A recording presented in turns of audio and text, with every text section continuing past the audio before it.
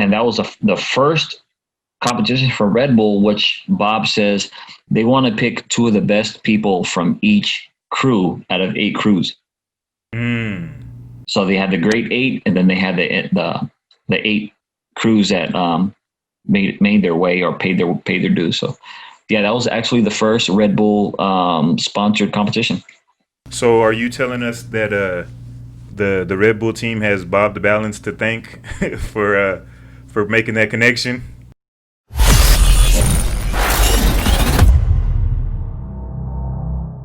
Well, and then the other battle you mentioned, the Rocksteady crew battle, that was the UK Champs 2000, right?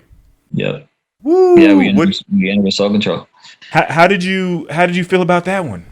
All right, bro, we're gonna get into it. Let's get into it. Let me get comfortable. Yeah, no. All right, let me get into it. Okay, so it was my first time flying. First time flying, we flew 9 hours from LA to London.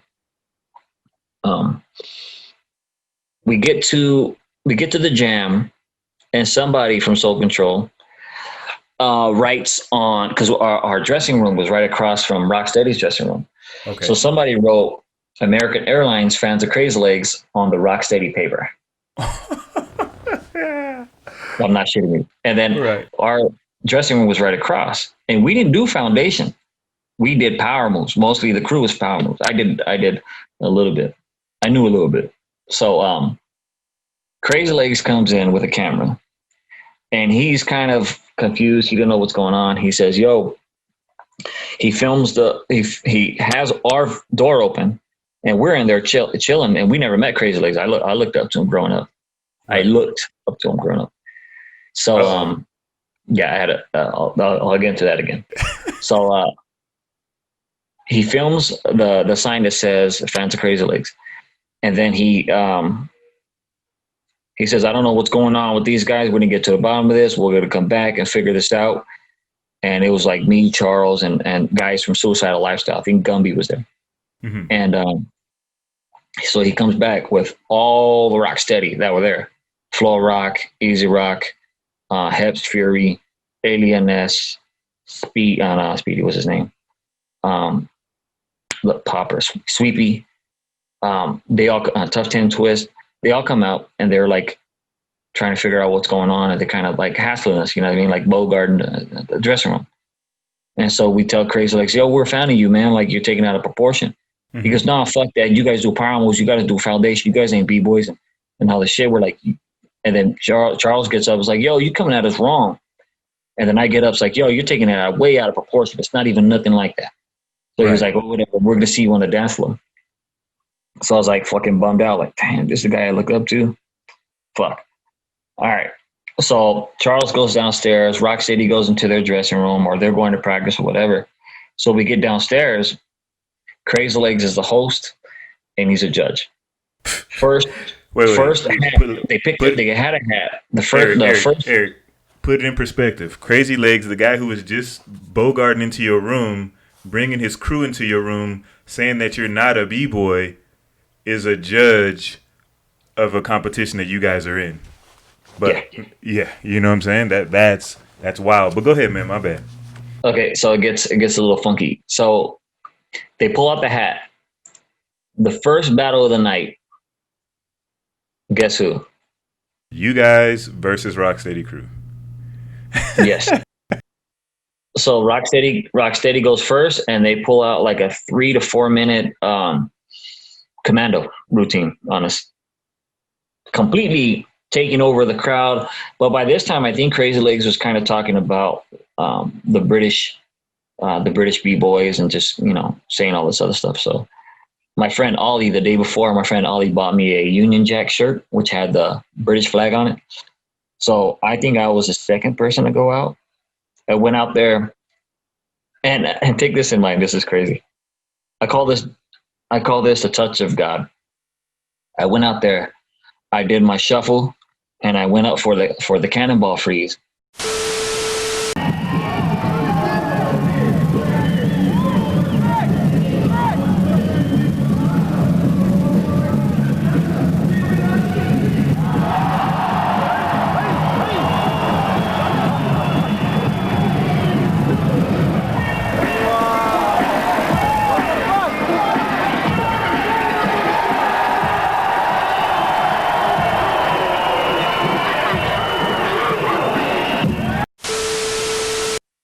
I went completely upside down where my whole body was grabbing my knees, and I went completely upside down.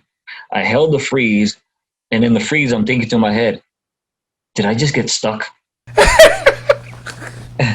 And I got stuck in the freeze. Like I was like, oh shit, I'm stuck. And then I got myself out of the freeze. I could have held it longer. Honestly, the feeling is I could have held it longer. So I got out of the freeze. I did the full work. I took my Union Jack. I took my long sleeve shirt off, and then I had the Union Jack shirt, and the crowd went nuts, like bonkers. So you stole all the energy back. I stole just from that freeze and that shirt. I stole all the energy back. Wow. Did he get on the mic hating? Did he do damage control? He was talking all kinds of mess. After I took off the shirt and I flexed like, yeah, that's what's up. And then everybody went nuts. I actually got a job to Norway after that. What? So that was cool. Yeah. No this kid named Adil, I still remember him. He went up to me. Who was it? Me and Cujo. He went up to me and Cujo. And he says, yo, Eric, I want to fly you out to Norway. And I was like, okay. He goes, yeah, this would be in February. I was like, all right, here's my Hotmail. Hotmail is so old. You are aging yourself in this interview. We went from pagers to Hotmail. Pagers to Hotmail to city buses. So I got an email from him like maybe 2 weeks later after the UK champs. And he ended up flying me, Reveal, and Cujo out. We stayed there for 2.5 weeks. Wow. But before you get too far out of the Rocksteady battle, how do you feel? I mean, of course, you didn't get a fair shake, but like just based on your opinion, how do you feel it shook out? You versus those guys? Respect wasn't so much involved. The battle was hyped up from the dressing room incident, and from someone that we looked up to, we kind of lost the respect in a sense of being misunderstood. And then as soon as we got down to battle, it seemed like a setup. And then it seems like all that respect went out the window, where it was like, it should have been respect. Like we should have just had respect from the beginning, just because we didn't get a fair shake. And it felt like, all right, even though we lost, it should have been hands down. Like we could have said, oh yeah, we lost. But this time it was like, yo, we're going to have to give it to them. Like, we're going to have to do this. We're going to have to do that. We had to like improvise a strategy. It was like, yo, these guys got the best of us, with our emotion, and they came prepared. But I wish it would have been like, we would have battled, we would have worked our way up to defeat, instead of just going into defeat. Right. So we set ourselves up from that dressing room incident for defeat, because we already knew what was going on. As soon as they called up the first battle, we were like, all right, we lost. Yeah, he's like, the fix is in, no doubt. Now, did this turn into any subsequent battles with them? Like, did you guys see them later on down the line and say, basically it's on site, or nah? No, not at all. Florrock, which from Las Vegas, he was very respectful. He liked us because, he's from the States, and the other cats were like from the East Coast mostly. And Florrock kind of put that new mutual respect and told us, hey, no, relax, chill, relax, chill. Like, don't get all crazy, relax. He even told us, and we shook his hand, and we gave him a lot of respect. Easy Rock too. I had a lot of respect for Easy Rock. Easy Rock could have, like, in the battle, dissed me, flipped me off, or whatever. I still had a lot of respect for Easy Rock. Because that was someone that I really, really looked up to growing up. So,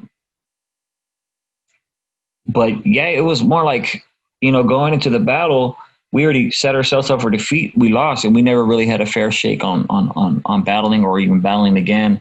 I know a lot of stuff was said online, but nothing materialized as far as like anybody calling me out to battle, or anybody calling out Cujo to a battle, or Charles. So. No doubt.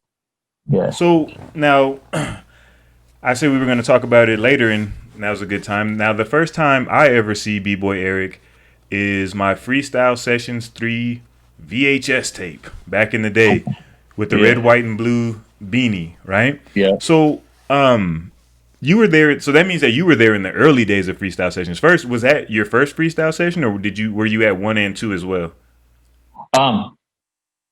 No, I wasn't at one because that wasn't kind of promoted like that.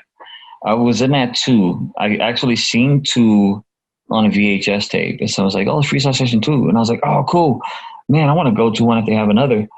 And then that's when we caught the flyer for Freestyle Session 3, and it was a physical flyer. That's how they promoted it, and it was months ahead. And that's how we practiced to who we thought we were going to battle, like studying our homework, I guess in a way.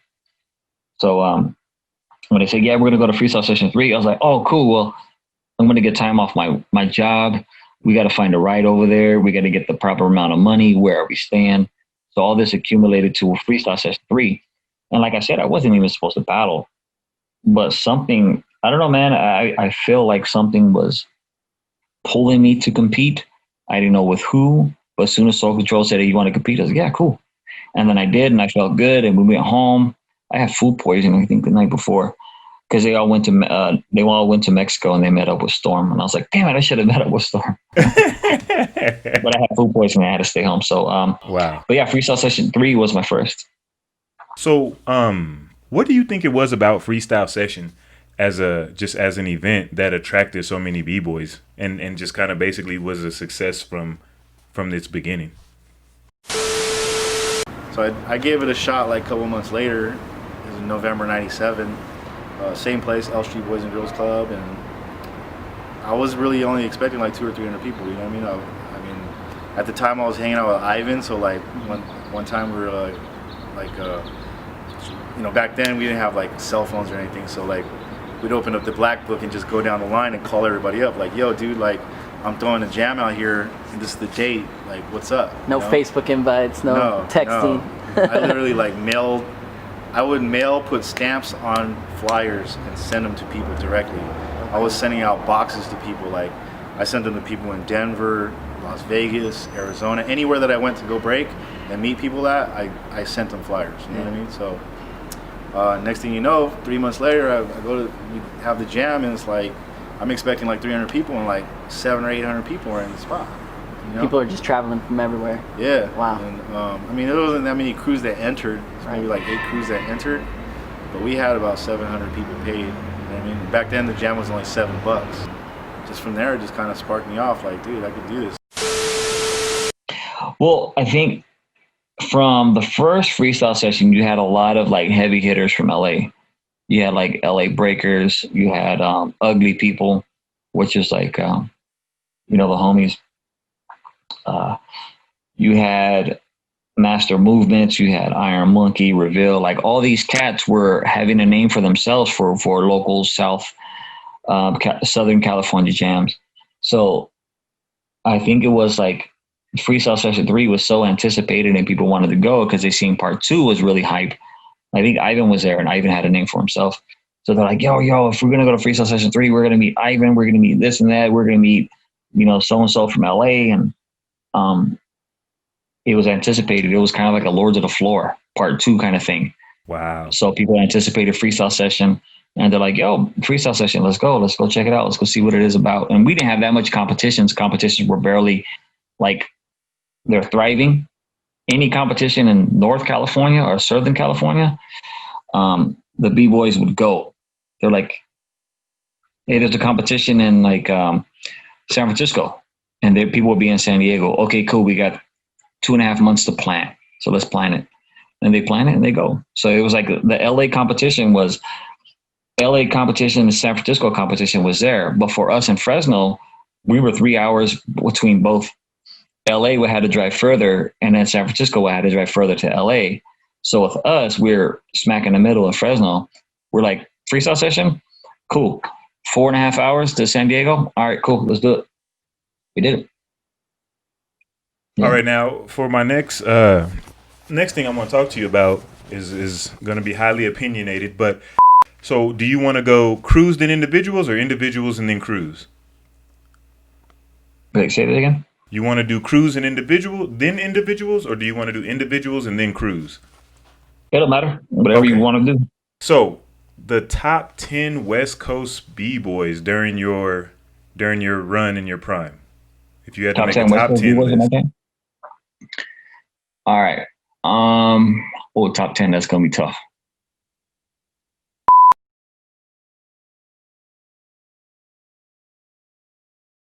For more quality content from Beyond the Cypher with Illskillz, don't forget to press the like and subscribe buttons.